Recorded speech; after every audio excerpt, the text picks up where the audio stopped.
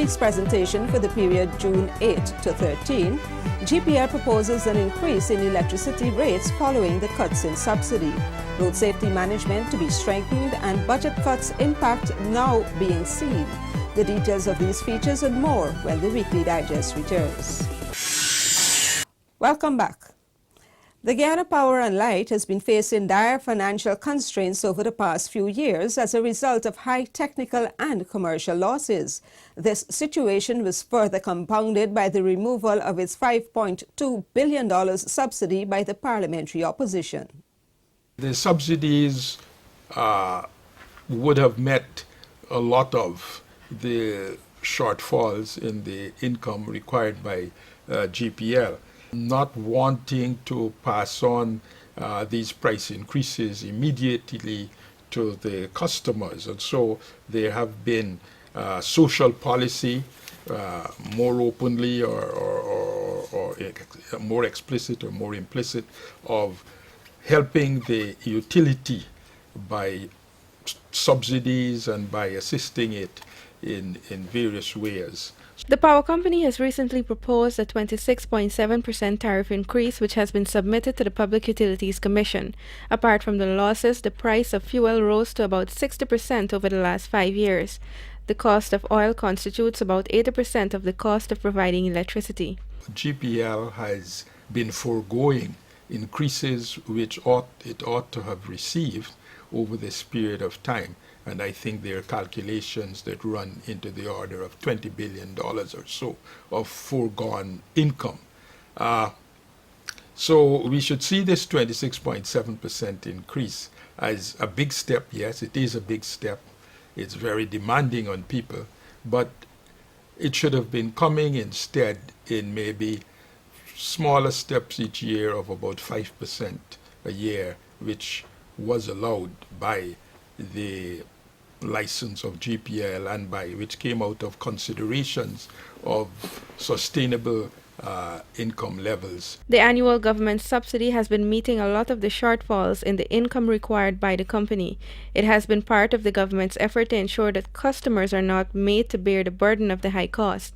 At present, the average price per kilowatt hour is $63, and with the 26.7% increase, the new rate will now be about $80 per kilowatt hour.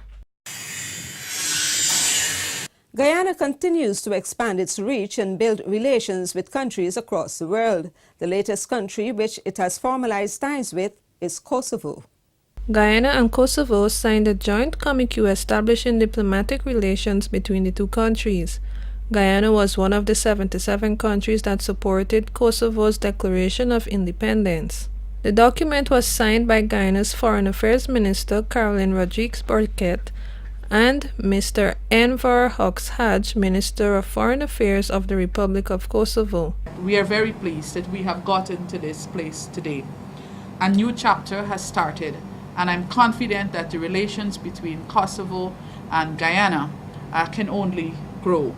I want to, on behalf of the government and the people of Guyana, wish you well, wish your country all the best as you continue to build a state. In March 2013, Kosovo received diplomatic recognition by 101 countries, in addition to being granted membership to the World Bank, IMF, and the European Bank for Reconstruction and Development. The people of Kosovo had a long road to independence for many decades. We were fighting, like other nations in the world, for human dignity, for freedom, and for democracy. And I think the decision which is taken today is nothing else, just acknowledgement of this long aspiration of the people of Kosovo. Kosovo is interested in going beyond diplomatic ties to see how the two countries can cooperate in different areas. While Kosovo is a young nation, it is also interested in becoming a strategic partner for Guyana in that part of the world. The fight against poverty and hunger is directly related to the struggle to end child labor, and Guyana has been working to eliminate child labor by tackling these two issues. Government has been working to do what is necessary to give every child an opportunity to be educated, rather than becoming involved in the world of work at an early age. We have been searching the coastlands, the interior, and everywhere, as you indicated, as you saw indicated in the slide, to ensure that our children go to school and that they are not used for either the worst form of child labor or in any form of trafficking. But we will be the first to admit that while it is not prevalent, we do have minimum cases where persons are still involved in this illegal activity.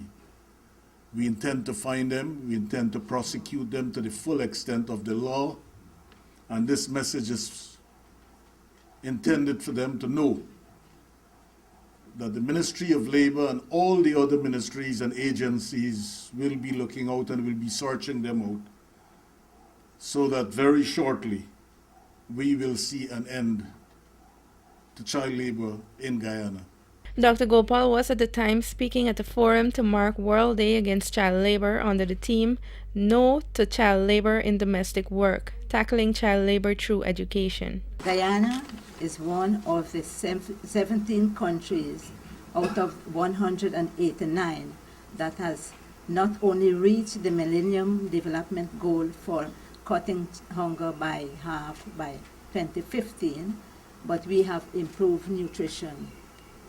This surely must contribute to ending child labor in our society. Of course, we still have problems, and we must not rest until we eradicate this completely. The International Labour Organization launched the first World Day Against Child Labor in 2002. There is more of the Weekly Digest after these messages. Guyana's economy grew by 4.8% in 2012, the seventh consecutive year of positive growth. This expansion was due to the macroeconomic policies put in place by government to protect the local economy and ensure a better life for all Guyanese. Economic growth is projected at 5.3% for 2013. The 2013 National Budget grants exemptions from personal income tax to first-time homeowners whose taxable income goes towards paying interest on mortgage of up to $30 million from a commercial bank or building society. The Alliance for Change, AFC, and the Partnership for National Unity, APNU, cut $5.2 billion in subsidy to the Guyana Power and Light Company. Implications of this cut: higher electricity tariffs for GPL customers, prolonged periods of blackout, hardships for the manufacturing sector, increased costs for goods and services, halting of expansion projects that cater for increased electricity demand, and loss of jobs for Guyanese. Thanks for staying with us on the Weekly Digest. Guyana prepares to promote green jobs alongside green economy in collaboration with the Ministries of Labour and Natural Resources. A recent workshop examined how green jobs can play a crucial role in protecting the environment while supporting the country's economy. This government has announced, and I've signed the regulation, bringing into being a national minimum wage for the first time in independent Guyana. And that should be seen as protecting workers. Some 31,000 workers will be protected as a result and will be given not only protection, but will be given increase in wages and salaries as a result of that announcement.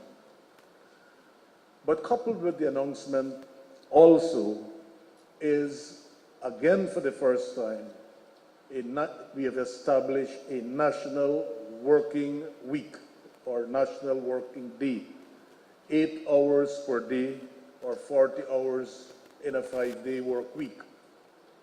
And that is a significant development. When put together, some 35,000 persons will benefit, because flowing from that also would be certain leave entitlement with respect to our national laws. Guyana's international standing in terms of climate change support and its genuinely demonstrated political commitment to ensuring a green economy sets the country apart from many other countries, whereby it can be called a center for a green economy, particularly in the region. It is creating more for our workers. It is creating more for our economy in this regard. And our commitment is not short term. And certainly when people see expanded activities within the natural resources sector, for an example, we talk about forestry and mining, whether we talk about bauxite, gold, diamond, the potential for manganese, rare earth, and so forth. There's always this fear that we will be compromising or undermining that thrust and that commitment. But we have shown that once we engage in sustainable types of activities, be it forestry or on the mining side, at the same time, we can preserve and properly manage our forest area, our environment. Guyana, despite having the largest forestry and mining sectors in terms of output and people, has the lowest impact in terms of forest degradation and pollution of its waterways. The Guyana National Road Safety Council is working on strengthening road safety management and in this light has launched its strategy for 2013 to 2020. The road safety strategy was developed under the Decade of Action for Road Safety 2011 to 2020. The goal of this period is to encourage countries to stabilize the number of fatalities caused by road traffic accidents and then establishing and implementing activities and means to reduce these numbers. In launching the Global Status Report, which was just handed over to the Minister, the Director General of the World Health Organization referred to the link between road safety and sustainable development. Vehicle ownership, as you heard, has increased at a high rate in Guyana and in many developing countries.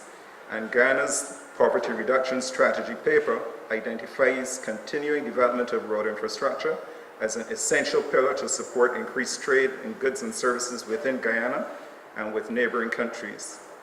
Enhanced road safety is among the government's objectives with regard to its existing road network, together with reduced transport costs and travel times. The government's PRSP also cites the reduction in the number of disabilities and premature deaths from road traffic accidents among the priorities in Guyana's national health sector. Advocacy to support safer road use and higher standards for road engineering are among the tools identified by the government to achieve its objectives. We're also aware that over the last several years, the combined efforts of the Guyana Police Force, the National Road Safety Council, and others have helped to raise public awareness about road safety issues and to bring about legislative changes such as the mandatory wearing of seatbelts and helmets. This is reflected in the 40% decline in the number of road accidents from 2,872 in 2000 to 1,720 in 2011. The Decade of Action provides countries with road safety guidelines in the form of 5 pillars: road safety management, safer roads and mobility, safer vehicles, safer road users, and post-crash response. The strategy plan is a key element to Guyana meeting its target for the UN Decade of Action for road safety, which has a benchmark of a 50% reduction in traffic fatalities. The IDB has an action plan for 2010-2015 for the Latin American and Caribbean region.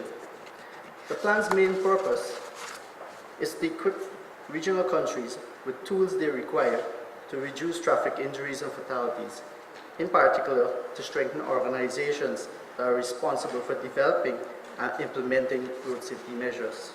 This initiative is an effort by the government to promote road safety in Guyana and decrease the number of fatalities on the roadways that are caused by the neglect of road safety rules by road users. This plan is supported by the Pan American Health Organization, World Health Organization, Caribbean Development Bank, and Inter-American Development Bank, and will be guided by the Guyana National Road Safety Council. Our challenges in respect to road safety continue to be speeding, driving under the influence of alcohol, inattentive driving, people driving and talking on a cell phone, and so many other things that you see every day on the roads. I would like to have a situation where we have, at every corner where we have traffic lights, police ranks, with a motor car, a motorcycle, so that at any time anyone breaks the law, that patrol car is behind them, or that motorcycle is behind them. I would like to see more action on the part of the traffic police on our streets. The One Laptop per Family Secretariat has concluded its massive distribution program in Region 4 as government continues to expand the use of ICT across the country. Since the distribution exercise restarted on May 21, the One Laptop per Family Secretariat has been targeting different communities in Region 4, Demerara-Mahaica. Within the period of just over 2 weeks, close to 6,000 laptops were given out to beneficiaries of this region. I am very, very glad that this has finally come to this area. I'm a retired teacher, and it's really sad to see so many children, especially around, with no access to computers. They really need this, and I think it's going to really help a lot of impoverished families to get their children computer literate. And I really hope that they will use it the way it is intended, that all these computers will be used as they are intended. This is a tremendous gift from the government to impart this laptop for me and the family. It's a tremendous gift, as I said. It's going to spearhead everything that I want to do because we're moving forward fantastically in this technological world, and we want to keep up with it. Thank everybody that gave me the laptop because I have 5 children and I don't know anything about laptop, and this is the opportunity for me and my children to know about laptop. The OLPF program was launched in 2011 and was pioneered by former President Barrow Jagdeo. The original aim of this program is to equip 90,000 families with laptops. With the Region 4 distribution, there are now 34,000 laptops in the hands of beneficiaries. The Guyana National Bureau of Standards has been working on ensuring customers are not ripped off when purchasing items that are weighed. A recent surveillance examination netted 130 unapproved devices. The Guyana National Bureau of Standards inspection was carried out in conjunction with the Guyana Police Force at Stabroek and Border Markets and at the Magdoum Fish Wharf. It was amazing to see what was found after the operation was finished. And I want to make a few examples, so we will have to zero in on some of these things. First, I want to say that these types of devices, they are not approved for commercial trade.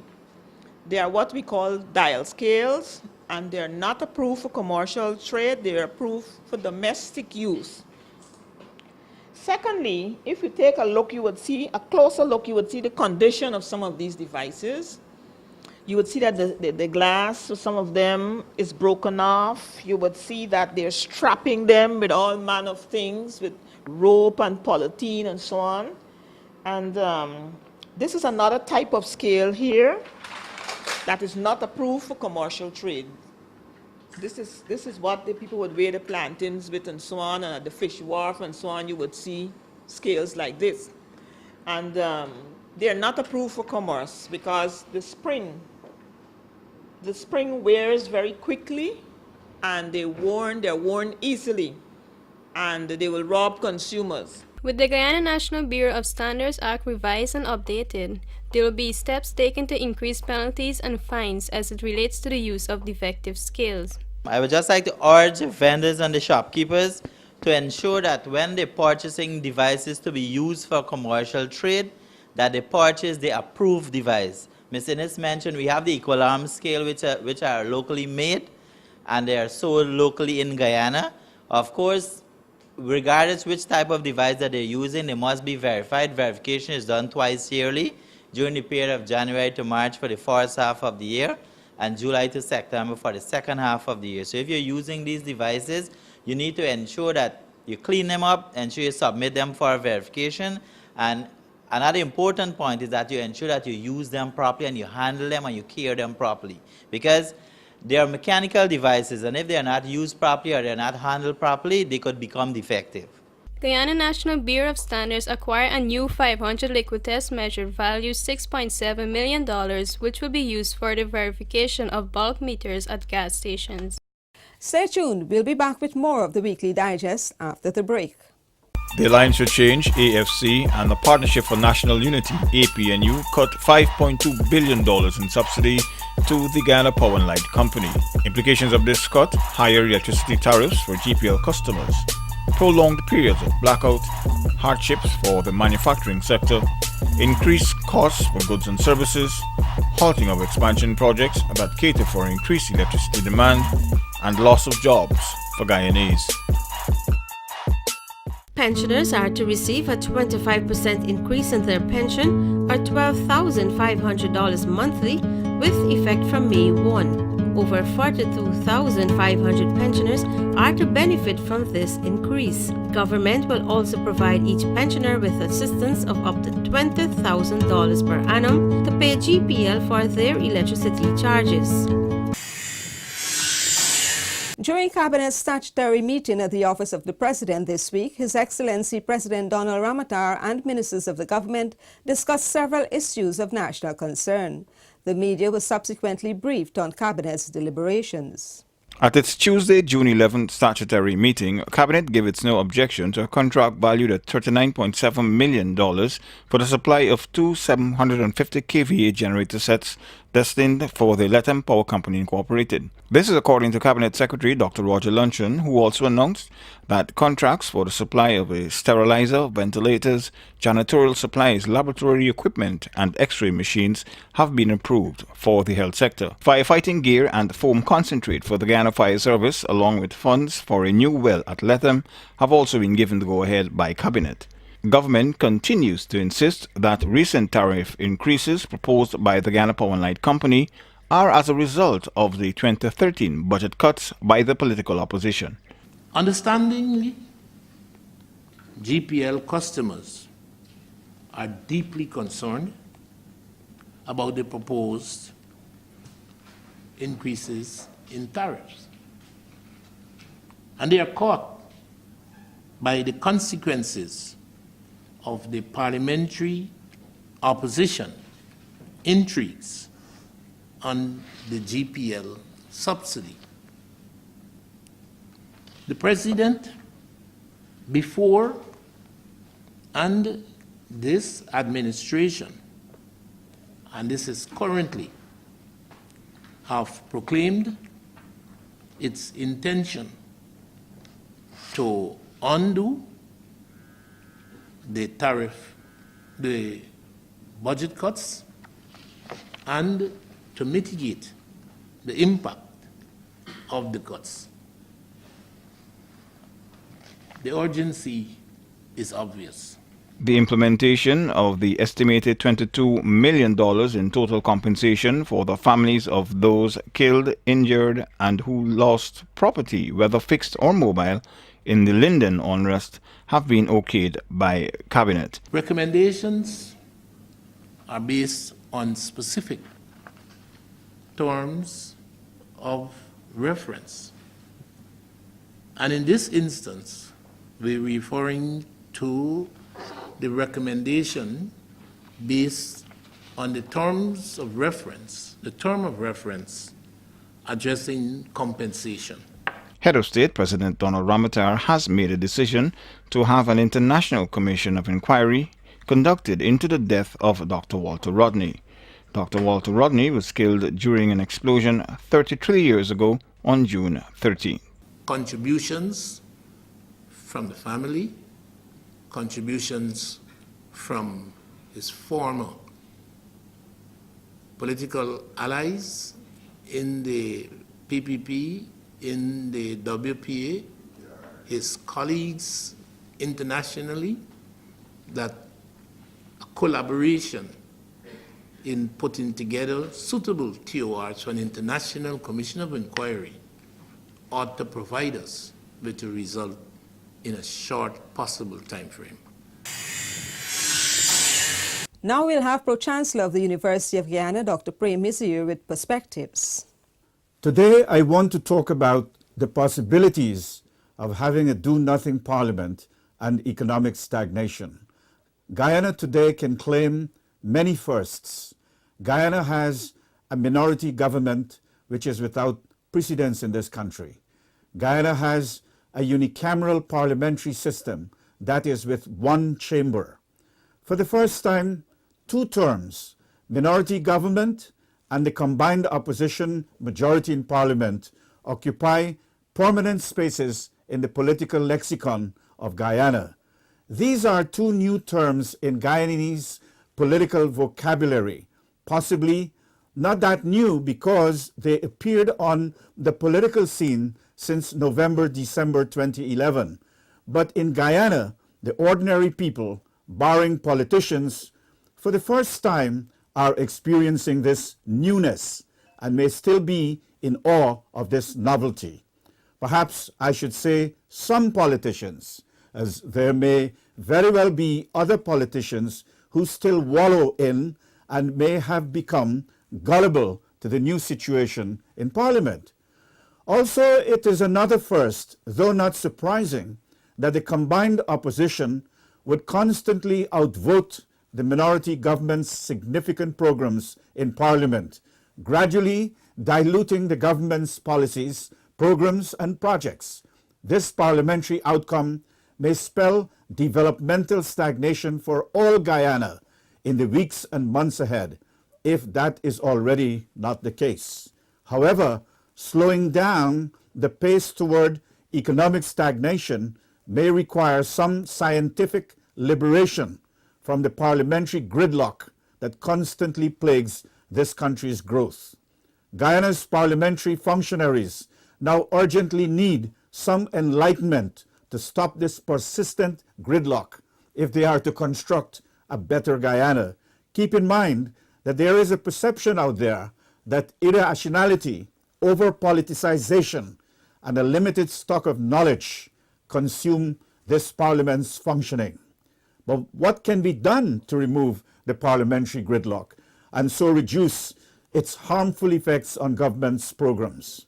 Among a multitude of solutions, a salient one may be to institute a second chamber in the parliamentary system.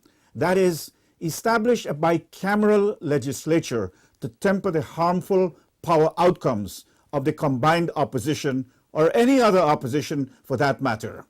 However, as Guyana contemplates the merits and defects of a bicameral legislature and or other ways to end Parliament's gridlock, in the interim, it is critical to temper the power outcome in Parliament through aggressive uses of conference committees quite distinct, quite different from the regular standing committees.